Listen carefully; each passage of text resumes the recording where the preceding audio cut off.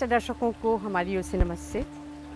Ayush programme में आप लोगों का हम स्वागत करते हैं। दर्शकों, आज एक ऐसा विषय हम लेकर आए हैं, इस पर चर्चा करेंगे जो हमारे गट से संबंधी है। हमारा जो डाइजेस्टिव सिस्टम है, हमारे जो पाचन प्रक्रिया है, उसको अगर ठीक रखें तो हमारा स्वास्थ्य ठीक रहेगा। तो आज इस पर चर्चा करेंगे कि हमारा जो पाचन प्रक्रिया है वो कितना ज़रूरी है स्वस्थ रहने के लिए। इस पर चर्चा करेंगे और कुछ ट्रीटमेंट के बारे में बात करेंगे, कुछ प्रकृति जो प्लांट्स है इस पर चर्चा करेंगे। तो आज हम आपको मिलवा रहे हैं डॉक्टर तिरुवरु रघुराम जी से। आयुर्वेद डॉक्टर हैं और इस पर जानकारी देंगे हम अपने पाचन प्रक्रिया को कैसे ठीक रखें और क्या क्या करना चाहिए। इस पर आज चर्चा करेंगे आयुष प्रोग्राम में। नमस्ते। सबसे पहले आपने बहुत अच्छा विषय खोजा है दर्शकों को सिखाने के लिए। ये अच्छी विषय है जानने के लिए, ताकि ये अगर डाइजेशन अच्छा रखेंगे तो ये पहला अपना स्वास्थ्य को बना रखने में काम आती है, और दूसरी हम लोग को व्याधिग्रस्त होने की संभावना कम हो जाती है। हाँ, और अगर व्याधिग्रस्त होते हैं हम लोग, मतलब थोड़ा समझाइए। व्याधिग्रस्त का मतलब होता है रोग, डिसीज़ हो जाना। हाँ। व्याधि मतलब डिसीज़, ग्रस्त मतलब इन्फेक्टेड विद डिसीज़। और व्याधिग्रस्त का मतलब अगर कोई इन्फेक्शन हम में आ जाता है, तो अगर हो जाने के बाद कोई डिसीज़ आ जाती है तो उसका डाइजेशन में क्या इम्पोर्टेंस है, ये जानना बहुत अच्छी बात है। ये पहले तो मैं बताऊं, इससे पहले कि व्याधि क्या होती है, इससे पहले मैं जानूंगा कि डाइजेशन सिस्टम क्या है। मैं बताऊंगा कि डाइजेस्टिव सिस्टम क्या होता है और उसमें क्या प्रोसेस है, ये जानना इम्पोर्टेंट रहता है। और ये जानने के बाद ताकि हम लोग को मालूम हो जाएगा कि इसको कैसे मैनेज करें, अगर हेल्थ में कैसे मैनेज करें और डिसीज़ सिचुएशन में कैसे मैनेज करें, ये जानना बहुत इम्पोर्टेंट होता है। तो सबसे पहले हम ये जानेंगे कि डाइजेशन का प्रोसेस क्या होता है। डाइजेशन का प्रोसेस ये होता है, उल्लेख ऐसा किया जाता है मॉडर्न साइंस में अलग और आयुर्वेद में थोड़ा कंपैरिजन आपको बताऊंगा, ताकि आपको अंडरस्टैंडिंग समझने के लिए आसानी होगी। ये आयुर्वेद में इसका वर्णन हर जगह किया जाता है। पहले स्वास्थ्य में ये इम्पोर्टेंट है क्योंकि अगर आप लेंगे आयुर्वेद में स्वास्थ्य का डेफिनेशन होता है समदोष समाग्निश्च समधातु मल क्रिया प्रसन्न आत्मेन्द्रिय मन स्वस्थित्यपि देयते। मतलब doshas in equilibrium, dhatus in equilibrium, malakriya in equilibrium, along with the digestion in equilibrium. मतलब कि सबको बैलेंस होना चाहिए। ये सबका बैलेंस होना चाहिए। डाइजेशन का इम्पोर्टेंस पहले ही बताया गया है इसमें। ये सबका बैलेंस अलॉन्ग विद मनस आत्मेन्द्रिय मन, फंक्शनैलिटी ऑफ प्रसन्नता ऑफ आत्मा मनस and everything in balance again. ये सबका वर्णन along with digestion, यहाँ पर we have to make this point, digestion was given importance। इसका इम्पोर्टेंस, डाइजेशन का इम्पोर्टेंस बताया गया है आयुर्वेद में। तो इसका आरोग्य से भी संबंध है, रोग से भी संबंध है, रोगी से भी संबंध है, और इसका चिकित्सा में भी बहुत संबंध है। ताकि इसका वर्णन हम ऐसे ही इस पर चर्चा करेंगे। पहले रोग, पहले इम्पोर्टेंस क्या है हमारे हेल्थ के लिए।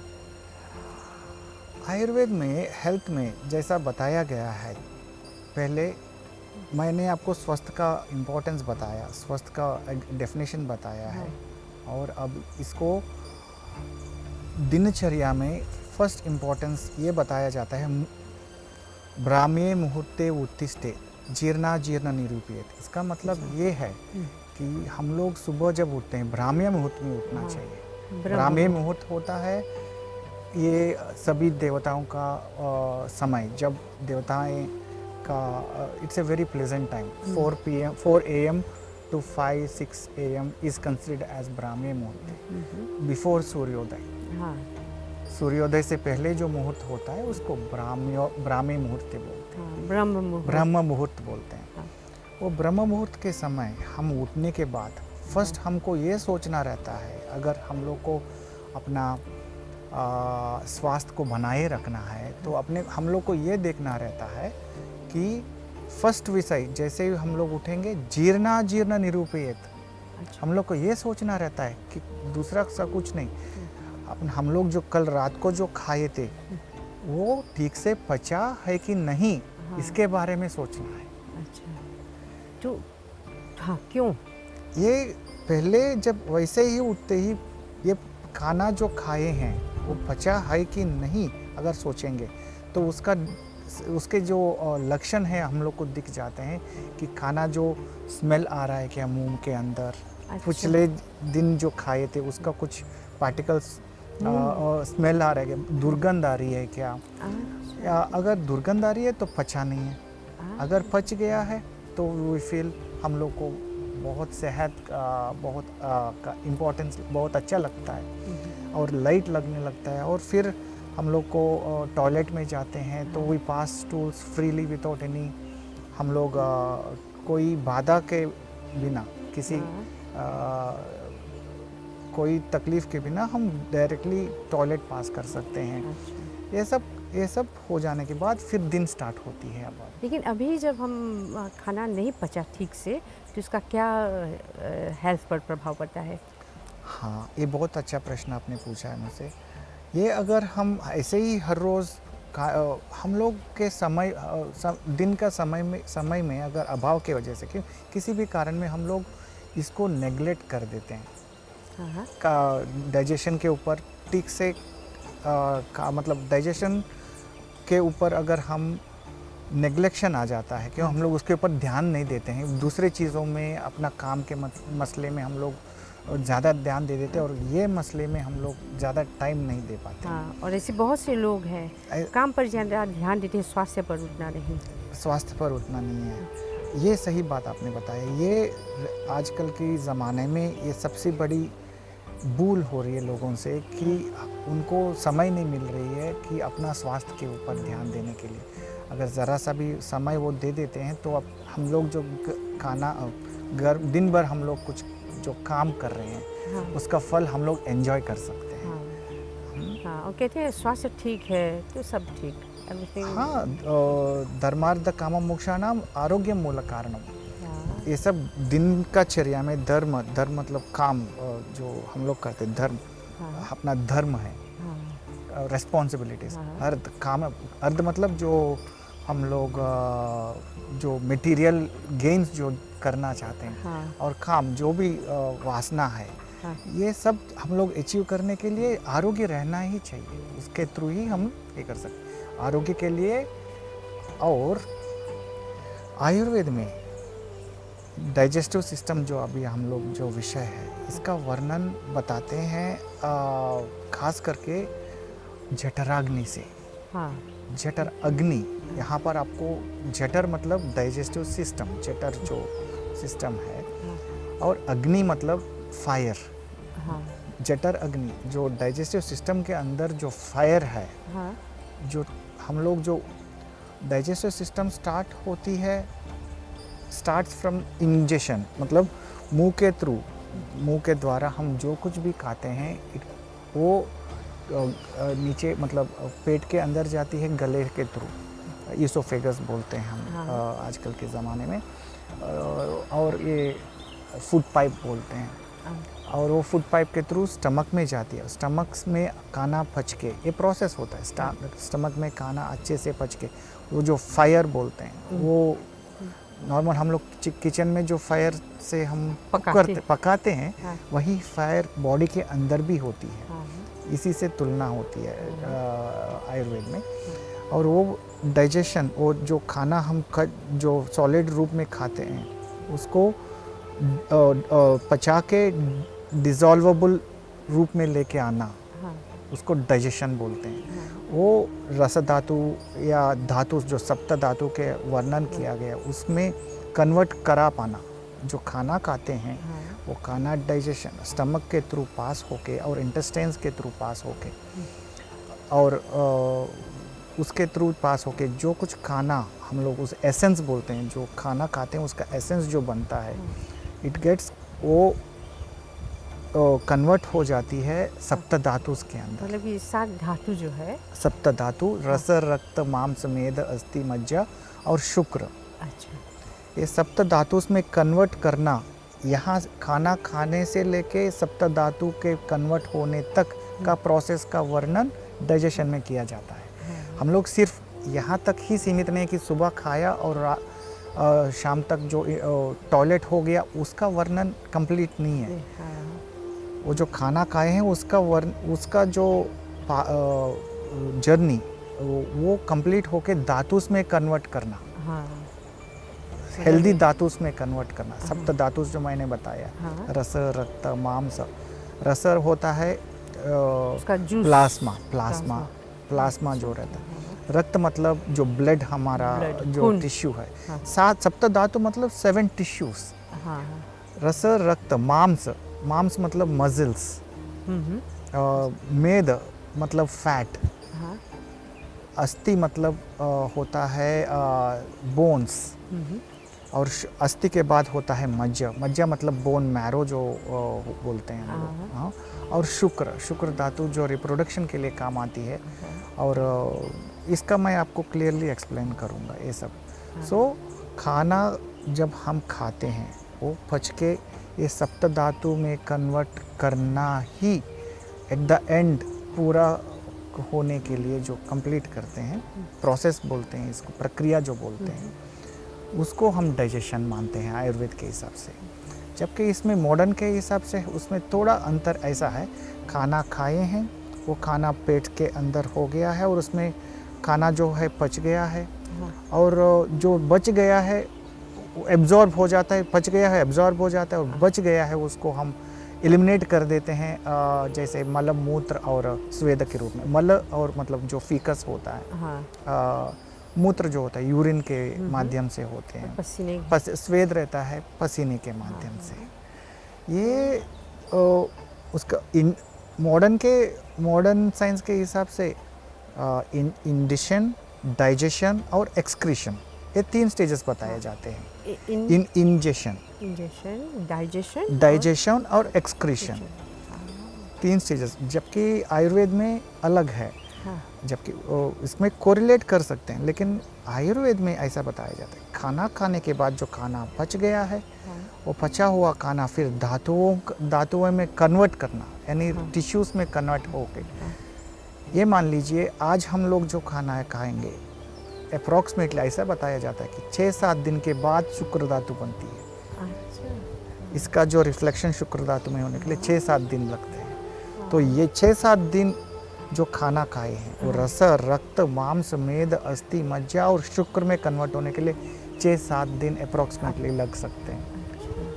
आज का खाने का जो एसेंस शुक्र धातु में दिखने के लिए 7 दिन, ये इतना पूरा प्रोसेस बताया जाता है। आपको मैं इंफॉर्मेशन ऐसा दे सकता हूँ कि ये जो खाना हमने खाया उसको अच्छे से पचा के उसको रस धातु में कन्वर्ट करना, और वो रस धातु का कन्वर्ट होने के लिए हम उसको बोलते हैं रस धात्वाग्नि। जो खाना खाए हैं उसको रस धात्वाग्नि से हम अगर मिलती है तो रस धातु बनता है, जो सप्त धातु हमने बताया है।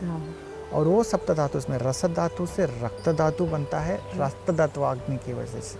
अब हम आते हैं जब ये बीमार हो जाता है, ये बीमार अवस्था में, थोड़ा सा इस पर आप समझाइए। अच्छा, बहुत अच्छी बात है। ये तो अगर ये सब बैलेंस्ड रहेगा, इक्विलिब्रियम में रहेगा, जो ये सिस्टम इक्विलिब्रियम रहेगा तो वो हम उसको स्वस्थ है, आदमी स्वस्थ है। और ये भी बताया जाता है जब तक डाइजेशन है वो पर्सन को अलाइव बताया जाता है। अगर डाइजेशन खत्म हो गया ही इज डेड, अग्नि नहीं रहेगी उसमें, कोई प्रोसेस ही नहीं रहेगा, कुछ नहीं कर सकते। और अब इक्विलिब्रियम छोड़ के इम्बैलेंस हो जाता है, कुछ अवस्थाएं हैं। तो जैसे अगर यहाँ पर इंडाइजेशन है, कुछ इंडाइजेशन इज अफेक्टिंग यहाँ पे, तो वो कफ से रिलेटेड है।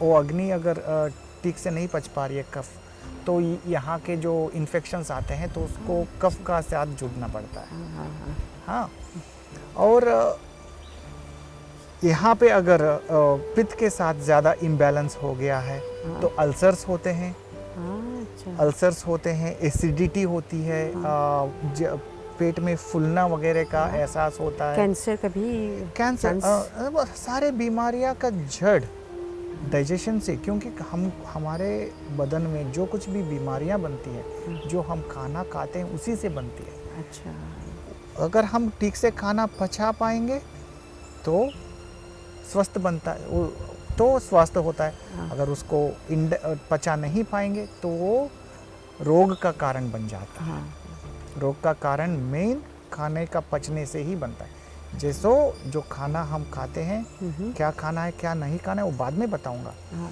लेकिन वो खाने का पचाना इतना ही इम्पोर्टेंट है। अच्छा, तो डॉक्टर जी अब हम बात करेंगे कि इसको कैसे ठीक रखें।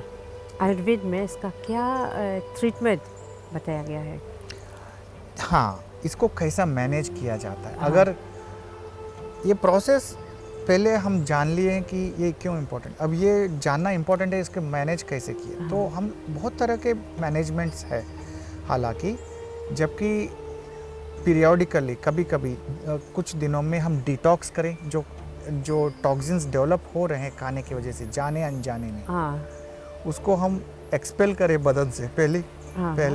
और दूसरा दीपन पाचन बोलते हैं, जो खाना जो हम खा रहे हैं वो खाना अच्छे से पचा पाना, उसके लिए हम दीपन पाचन औषधि बोलते हैं। अच्छा, जो औषधि होते हैं, मेडिसिन हर्ब्स, हाँ हाँ जो दीपन पाचन करते हैं, जो खाना को पूरी तरह से from solid form to solvable form, अच्छा उसको बोलते हैं। तो दीपन पाचन के वर्ग में जो बताया गया है वर्णन, द्रव्यस, उसका सेवन करना अच्छी तरह से। अच्छा हाँ, हाँ और पहली बात कि डाइजेशन अच्छा होने के लिए आपको डिसिप्लिन की ज़रूरत है। हाँ वो डिसिप्लिन, टाइमिंग ऑफ फूड, ये अगर डिसिप्लिन में टाइम ऑफ फूड अगर आप मिस करेंगे तो आप मान लीजिए ट्रीटमेंट कंप्लीट नहीं है। मतलब ये है कि सुबह उठने के बाद किस टाइम पे खाना खाना है ये जानना आपको बहुत इम्पोर्टेंट है, किस टाइम पे नहीं खाना खाना है ये भी बहुत इम्पोर्टेंट है। और रात को हाँ, जैसे शास्त्रों में बताया गया है, सूर्योदय से ठीक सूर्योदय के समय एक बार खाना खाना चाहिए। अच्छा। जैसा जैसा सूर्य पीक में है, जैसे 12 बजे हम बताते हैं नून, उस टाइम पे खाना खाना चाहिए। और सूर्यास्त जब होने से पहले खाना खाना चाहिए। अच्छा। उसके बाद जो खाना खाएंगे वो हेल्थ के लिए काम नहीं आएगा। तो आप मान लीजिए अभी के ज़माने में इम्पॉसिबल है, फिर भी आप मान लीजिए एक फॉर्मूला मैं बता सकता हूँ।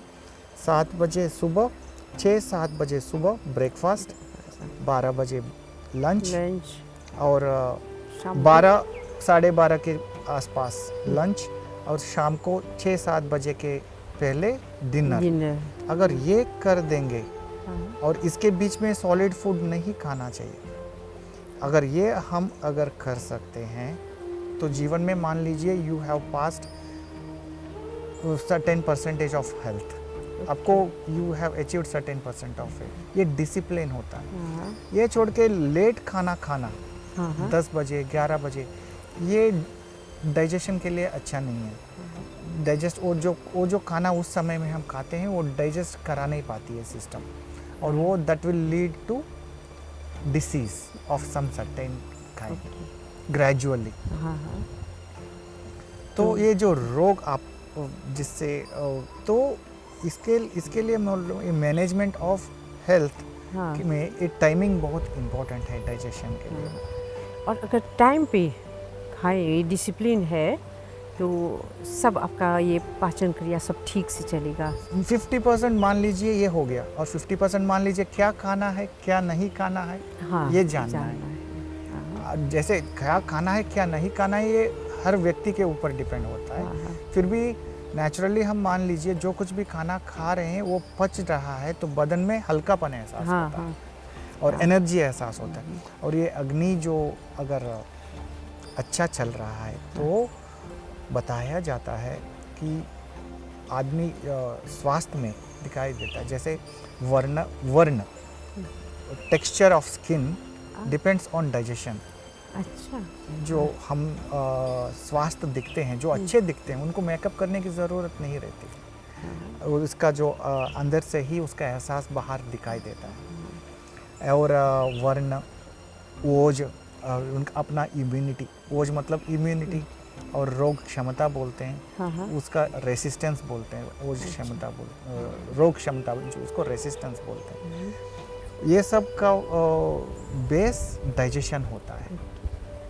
तो समझ में आ गया डॉक्टर जी जी कि डाइजेशन जो प्रक्रिया है वो बहुत ही ज़रूरी है कि बिल्कुल। टाइम पर हम लंच अपना ब्रेकफास्ट लंच और डिनर लें। ब्रेकफास्ट का टाइम फिक्स करिए, हाँ लंच का टाइम फिक्स करिए और और dinner डिनर का टाइम। ये इनडिसिप्लिन अगर हो जाता है ये रोग का कारण हो जाता है। हाँ इसके लिए ये रोग के इसमें आप फंसिए मत।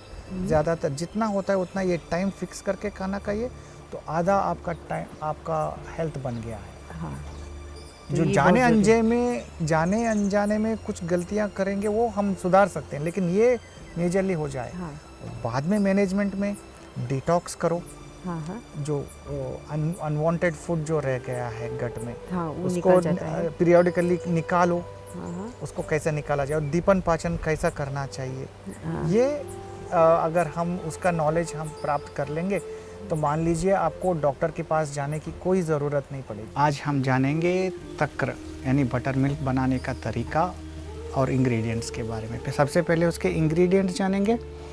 ये है सबसे पहले अदरक, कटा हुआ अदरक 1 चम्मच करीब करीब, और जीरा, क्यूमिन सीड्स जीरा, इसका पाउडर बना के 1 से 2 चम्मच जीरा पाउडर, कोतंबीर हम लोग कोरिएंडर लीव्स बोलते हैं, इसको कटे हुए, लेमन करीब करीब 1 से आधा से 1, और कड़ी पत्ता जो करी लीव्स बोलते हैं उसको कटे हुए, और सॉल्ट, और दही 3 गिलास पानी और मथनी। सबसे पहले हम दही को 1 गिलास दही इसमें डालेंगे, उसमें 3 गिलास पानी, 3 गिलास पानी, जितना दही है उसके 3 गुना पानी, 3 गुना पानी डालना है। लेकिन पहले क्या करेंगे, एक डाल के उसको चर्न करेंगे। इसको मथनी बोलते हैं, चर्न करने के लिए यूज़ होता है। हम लोग उसको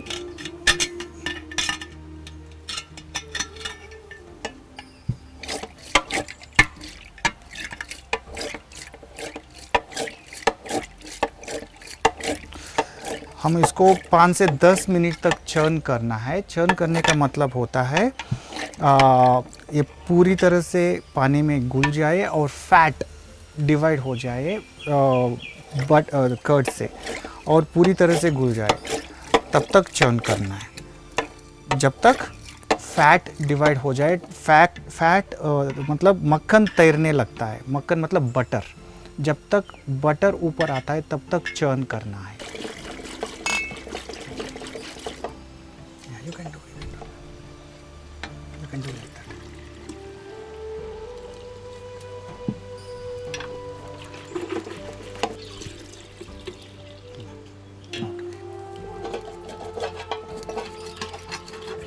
एक गुना दही में 3 टाइम्स पानी मिक्स करो और उसको चर्न करना है। अगर आपके पास ये इसको हम लोग बोलते हैं मथनी, और ये अगर नहीं है तो ब्लेंडर में भी यूज़ कर सकते हैं। You can blend it in a blender, ताकि you have to blend it कब तक करना है, जब तक पानी में थोड़ा ये जो मिक्सर है इसमें थोड़ा फैट सेपरेट हो जाए। वो ऊपर फ्रॉदिंग आ जाती है जो फैट सेपरेट कर देते हैं। दिस इज़ द तब तक एक मिक्स करना है। मान लीजिए 5 से 10 मिनट ब्लेंडर में अगर आप करेंगे तो ऊपर फ्रॉद आ जाता है। वो फ्रॉद आने का मतलब है कि फ़ैट सेपरेट हो गया है। वो फैट सेपरेट कर दो, सेपरेट करके सिर्फ जो पानी है वो यूज़ करो। उसमें आप जिंजर मिक्स करो, 1 चम्मच जिंजर, 1 चम्मच और डालिए, चलता है। हाँ, जिंजर बहुत अच्छा रहता है। और 2 चम्मच जीरा पाउडर, 2 चम्मच जीरा पाउडर, वेरी गुड। और थोड़ा डाल सकते हैं, थोड़ा प्यार बढ़ जाता है उसमें, और कुछ नहीं है। और कोतमीरी या डालिए, ये बहुत अच्छा चीज़ है सेहत के लिए, और डालिए, चलता है। और कड़ी पत्ता, कटे हुए कड़ी पत्ता यूज़ करना है, जान लीजिए। कभी भी कड़ी पत्ता काट के यूज़ करिए तो उसका फ्लेवर ज़्यादा आएगा। Very good. और नमक 1 चम्मच से 1.5 चम्मच तक। हाँ, और ओके। और लेमन निचोड़ दीजिए उसमें, स्क्वीज इट, और एक बार मिक्स करिए ताकि सब अच्छे से घुल जाएं। 2 मिनट्स अच्छे से घुल जाए।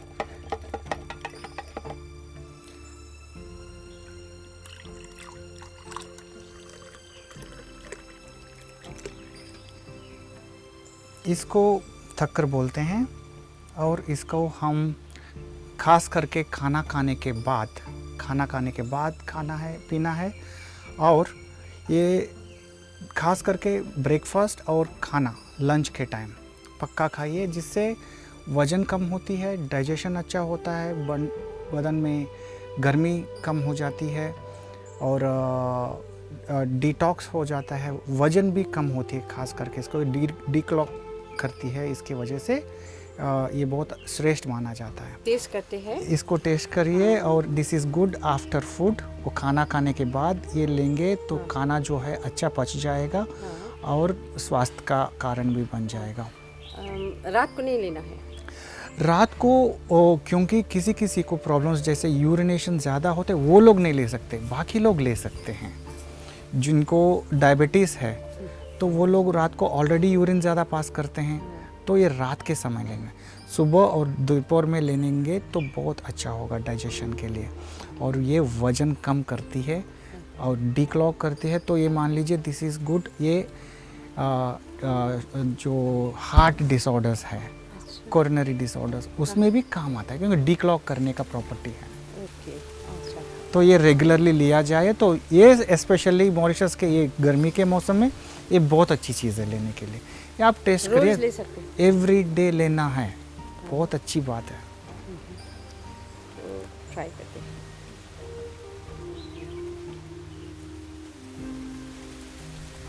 बहुत अच्छा, बहुत अच्छा।